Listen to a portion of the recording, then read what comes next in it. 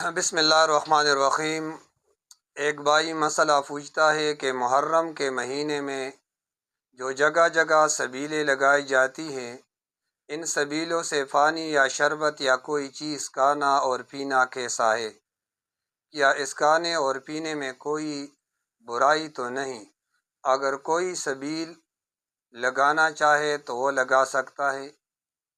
جواب یہ ہے کہ پانی پلانا باعث ثواب کام ہے، لیکن عشرہ محرم کو متعین کرنا روافظ کے ساتھ تشبیہ ہے۔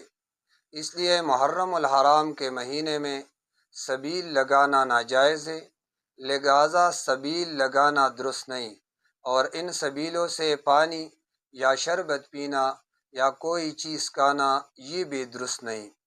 ایک دوسرا سوال، ایک بھائی پوچھتا ہے کیا 10 محرم کو میٹھا یعنی کھیر بانٹ سکتے ہیں؟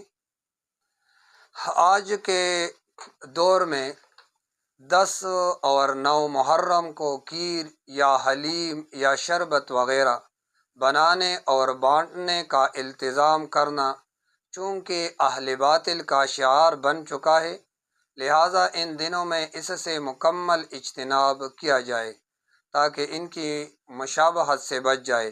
البتہ محرم الحرام کے علاوہ جو ایام مخصوص ہے، ان کے علاوہ کسی دن اگر باطل نظریہ یا رسم کی پیروی سے اجتناب کرتے ہوئے کھیر یا کوئی اور چیز پکا کر تقسیم کی جائے تو یہ منع نہیں ہے۔ اگر محرم الحرام کے ان مخصوص دنوں میں تقسیم کرنا ہے تو یہ ناجائز اور یہ بدعت اور درست نہیں ہے۔